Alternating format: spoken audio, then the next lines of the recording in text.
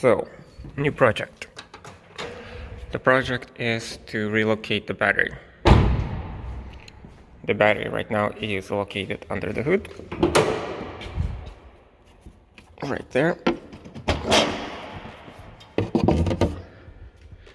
And the idea is to have this battery in the trunk. Well, actually not this battery, but a different battery. Anyway, the idea is to have the battery in the trunk and have empty space here, or space to be used for something else. So I will have to run these cables, positive and negative. Actually, no, don't need to run a negative. Anyway, I'll explain along the way.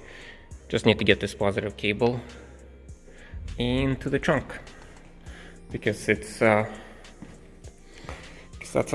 what all cool kids are doing it.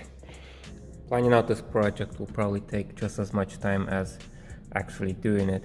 So it's trying to figure out what is a good location for the battery and where to mount it and where the cable's gonna go. So yeah, so I'm thinking maybe something like this might be best. The ground cable will go here. I'll show later what's there. And underneath here there are actually bolts, not bolts but threads for the factory shaker subwoofer that goes in here. So there are threads here, here, and here, and I'm gonna show you how it looks from the bottom. Alright, couldn't show those holes from the bottom, but anyway, yeah, there they are. I have uncovered them, kind of drilled out this one, and you can see that there are threads there. There are actually bigger threads than I expected. I thought it was M6, but it's actually M8, and it is metric, so you can just buy those bolts from Home Depot. Well, actually you can buy Imperial bolts from Home Depot too. Anyway, so the thread is M8, and yeah, so this is a post. This might be my grounding post, and this will be my battery hold down bolt or battery tray securing bolt. So the battery will go in here, and I'll probably need another hole somewhere around here. I'm thinking maybe at least 2 holes. The tray, the battery tray that I bought, it's a little too big. So it's a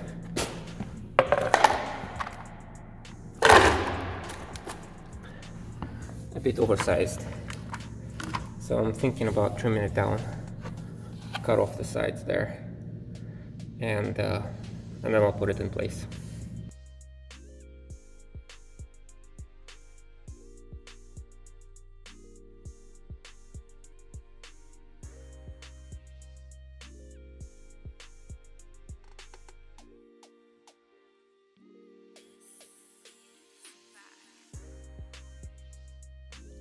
Alright, so that's the idea.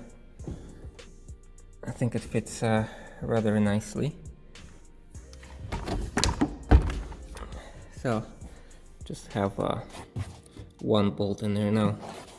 I'll try to put another one, I don't know where, somewhere. The thing is, because there is nothing here, so I can't put a bolt in here. I have to try to put maybe a bolt somewhere here. Yeah, but that's the idea. That's how it's how I want it to fit, and it fits rather nicely. So I'm gonna try to drill out another hole and put some threads in there, and I try to secure this tray with at least 2 bolts.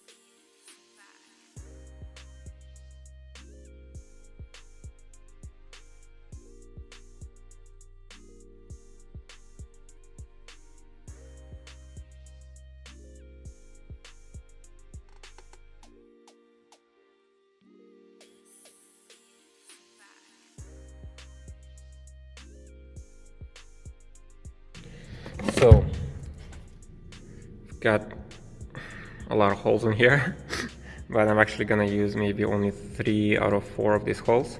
This hole is that hole is elongated for a reason. I just wanted to have some adjustment.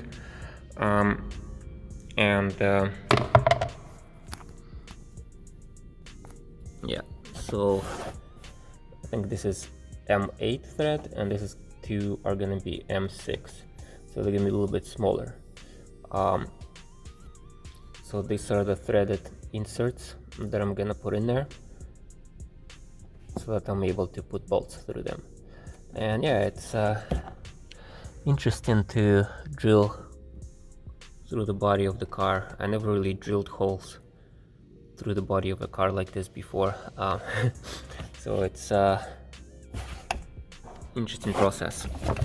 Yeah, so that's how I do it.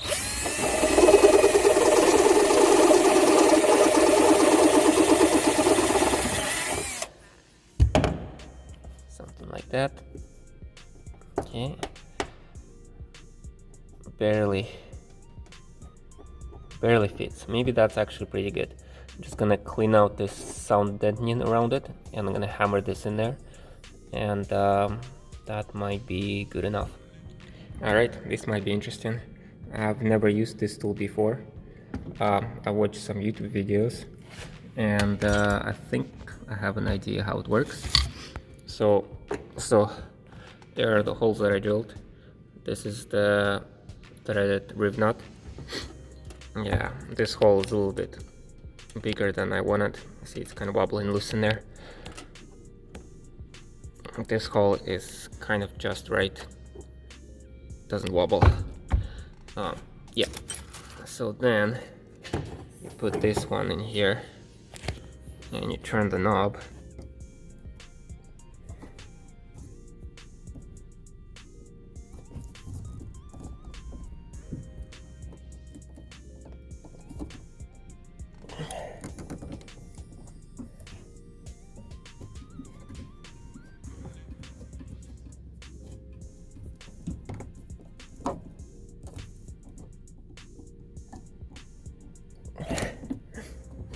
I don't know if I'm doing it right. There they are. Threaded rib nuts. Not sure if I did it correctly, but it's there. Now I can take this M6 bolts, and I just go right in. And yeah, so this is a good way also to seal the hole. That way, yeah, it's not easy to explain, but well, actually, yeah, maybe I'll show it. I'll waste one of these guys. Right, so this is what I was doing. The rib nut would go on the threads. This part would go into the body of the car, and then I would squeeze this, and see how that mushrooms out, and I would grab the metal in between these two ridges, and yeah, that would hold the metal there, and it seals it pretty good too against oxidation and stuff.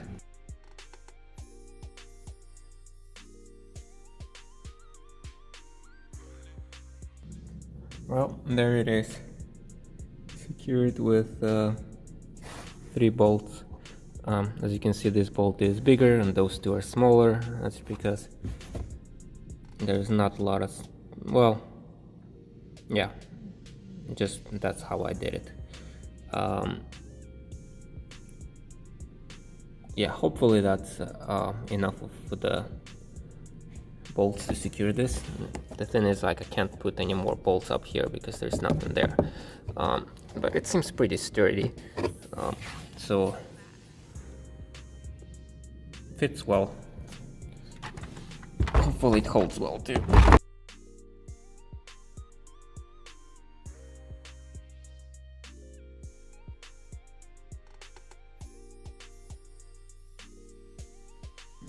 Alright, so I took out the tray because I didn't like it, how the battery was sitting there.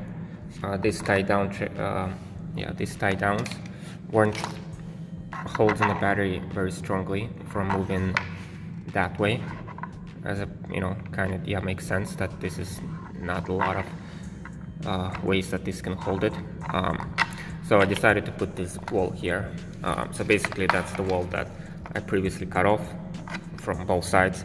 I just shortened it and put it back in there. I might do the same here because otherwise it's just gonna go to garbage, and I do have extra 10mm bolts. And also I didn't even have to use the grinder. I was actually able to cut this with the X-Acto knife. This knife. Yeah, so it was not that difficult. Also wanted to show the battery. So this thing on top is just a cover. You actually don't need it. This is actually battery itself, but because it has this top post, I think I would rather have a cover, covering those up so nothing will touch those top posts, and the power will be just coming from this stool at the front. And also this cover actually also works as a booster stool or booster seat. So, oh, right. There's this plastic thing in here.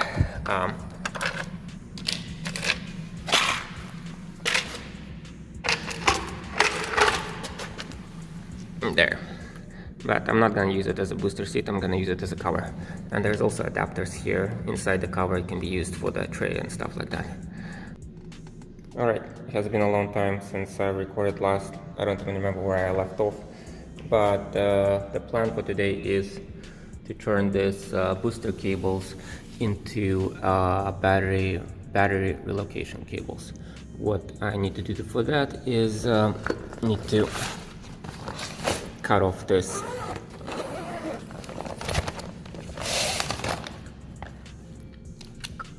things and install these things instead of this thing right there, and do it for both of them because I need both cables to run enough amperage from the front of the car to the back of the car. I haven't really done this before, I'm not sure how it's gonna go, but I'll give it a try. This is 4-gauge booster cables, and these are terminals for the 4-gauge cables, so it should work.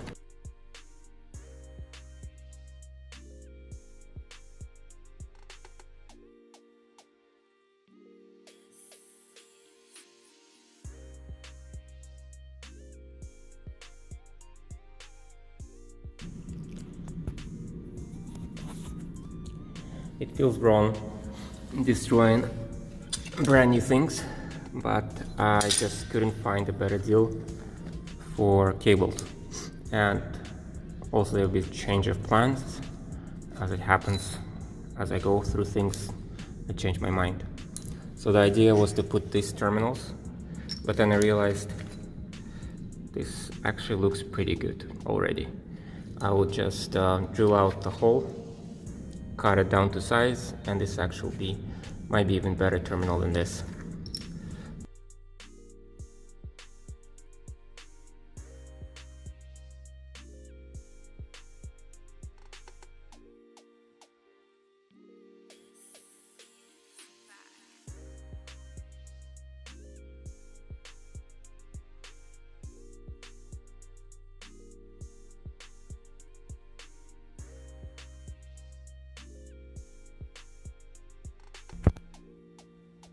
Alright, so I've got this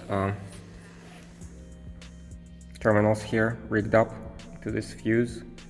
I've disconnected the fuse and wanted to test it out. So first I wanted to even test it out if disconnecting the fuse disconnects that connection. So technically if I connect this to a battery, nothing should happen. Not even a spark should fly. And don't have my Mustang here, I have my other car here, which is a hybrid, and hybrid systems are kind of sensitive electrically. You see, in a regular car, you have a alternator charging the battery. In a hybrid car like this one, you have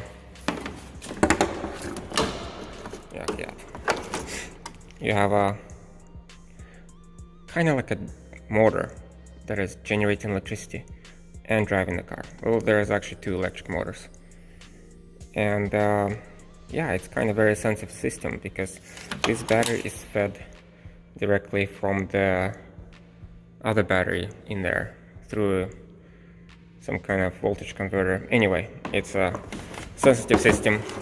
I would not recommend you do this, especially with the battery attached to the car. This just doesn't seem reasonable.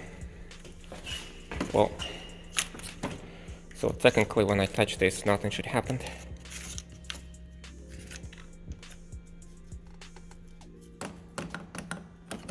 Okay, nothing happened. Whew. That's a sigh of relief. Okay, now we're gonna flip the breaker. Okay. So now, this time when I touch the battery, sparks are gonna fly. And I hope this breaker is gonna flip. The connections, mind you, is very poor. I'm not sure if this connection is good enough to carry 200 amps. If it's not good enough to carry 200 amps, it might start on fire.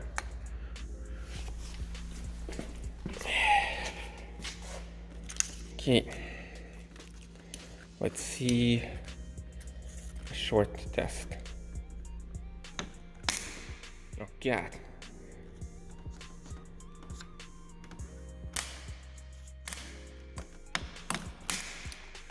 That looks really bad.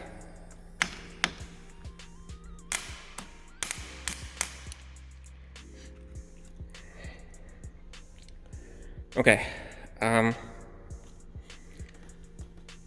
I don't think I should continue doing this. Alright, just wanted to do an explanation one more time. What was the objective of all of that? So, as you can see, both, well actually it's not easy to see, but yeah, the power was supposed to go from both of these ends, from, let's say, from red, goes to red, from red, connects to black, and goes back to the battery. So that's called a short circuit. When the short circuit happens, I expected this fuse to flip. It would flip if there's more than 200 amps going through this circuit. But it takes time. It usually takes some time for it to heat up, and once it's heats up, maybe within a second or half a second or 5 seconds, I don't know how long it takes, but once it heats up, it should disconnect. I've tested that this breaker does disconnect when I hit the reset button, so right now the red and black are not connected, and as we saw, when it's like this, the red and black are connected, but I wasn't able to provoke this guy to trip. Well, yeah, because I didn't give it enough time. It was like a split second, and I'm too chicken to try to connect that for more than a second. Alright, I really want to test out this device. I've confirmed that this device works as a conductor, works as an insulator, works as a switch. Now I hope it also works as a breaker, or at least as a fuse. So we got the connection a little bit better there. I put an amp meter on here, but I think it only measures in AC current, so I'm not sure if it's gonna do anything. Got my camera there, gonna put it on slow motion, and gonna try to connect the battery for 1 second. Hopefully it doesn't explode, and hopefully the breaker trips.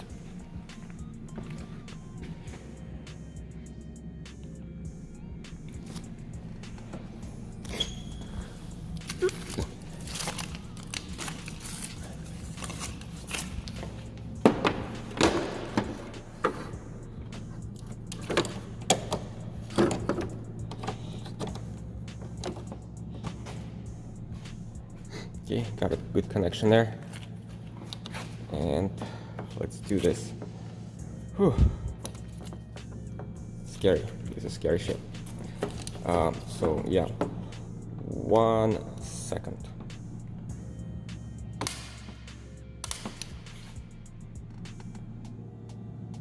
That did not work. Okay, let's try again. 1 second.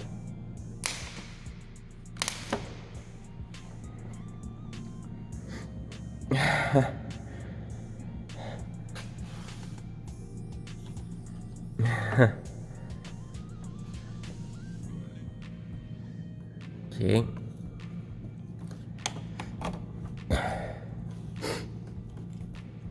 One second.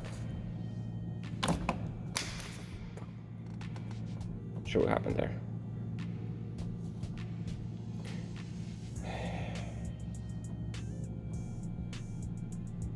Okay, I give up. No, that's it. Maybe the connection here is actually not good to carry full 200 amps. So that's why it doesn't trip. Actually, let me see if I can pay attention to that amp meter, see if it spikes up.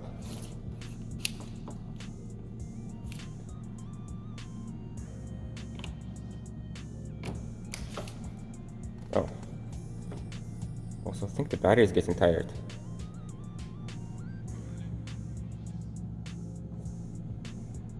Oh well, I can boost it.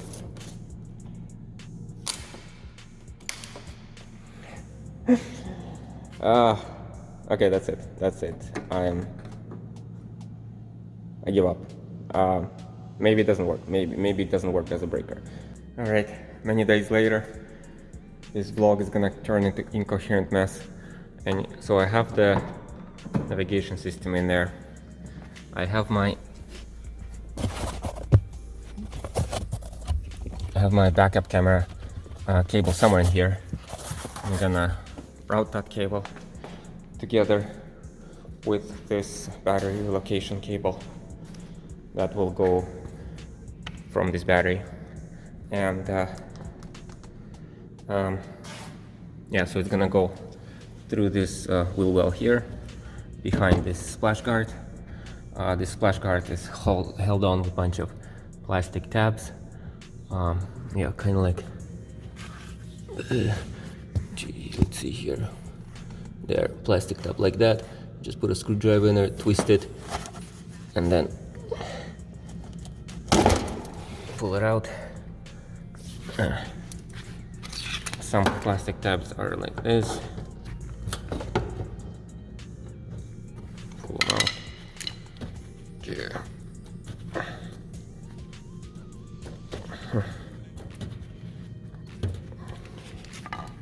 Yeah, if I had proper tools, this would be easier. Also, if I wasn't one-handed. Yeah. So there's a bunch of plastic tabs everywhere. You probably can't see anything in the video. Anyway, let's get this guy out of here.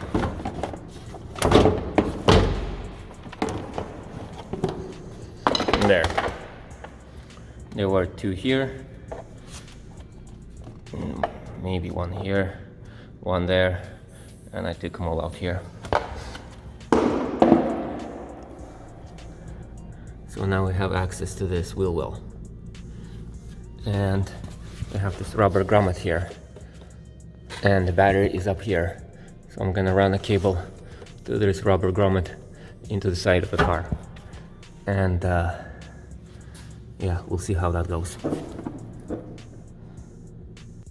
Okay, actually I'm thinking before I put that cable through the grommet or cut a hole in the grommet, I wanted to remove these interior pieces and actually push the cable from interior into the wheel well.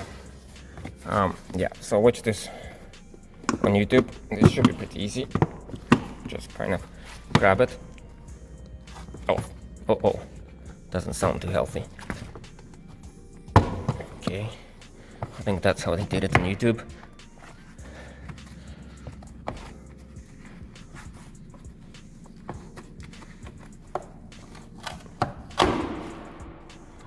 Okay. Oh, cool. So it has some kind of tape there. I didn't know that. That probably helps with rattling and everything. Yeah, because Fords are known for rattles and creaks and plastic, which I don't mind. I mean, that's why I buy Ford, because they're cheap. Also, I have all my stuff here. I look like a homeless person. Well, kind of am. Roommate has got COVID, so I moved out while, roommate going through the COVID thing. So yeah, I'm kind of have all my stuff in the car and shower at friends, and that's how I live life.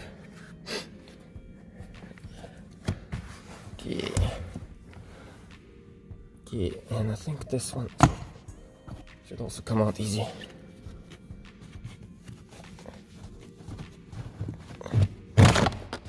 Whoa, the whole thing just... Cool. All right. Yeah, and then there's that grommet. That's where the cable's gonna go. Gee, I wish I brought a vacuum. Yeah. All right. So I'm gonna cut the hole from outside and then push the cable from the inside. Yeah, that's a grommet right there. We'll see how that goes. Okay. Alright, as it turns out, you can actually pop the whole grommet out fairly easily. I did cut a small hole there. I'm just gonna push the cable through the interior into the wheel well, and then I'm gonna push it through the grommet. Yeah, let's see.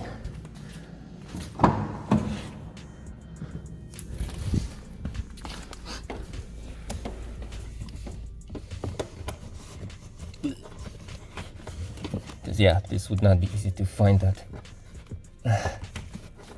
where I'm pushing the cable,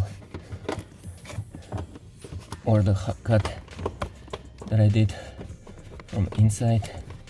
But if I just get it into the wheel well,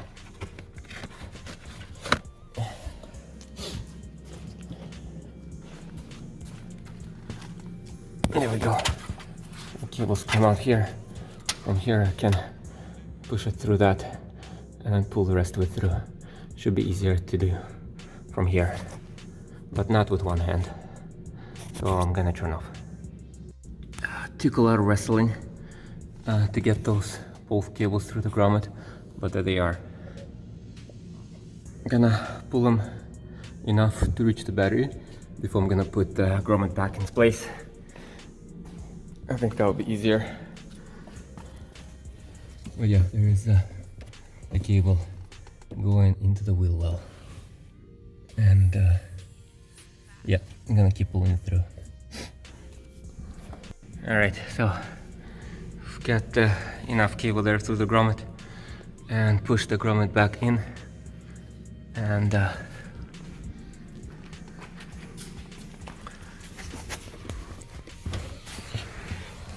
this is what it looks like from the inside. Very clean, I think. Surprisingly, it was easier to pull the grommet from inside than trying to push it from outside. Next, I need to get this cable into the engine bay, and then there's a few ways to do it.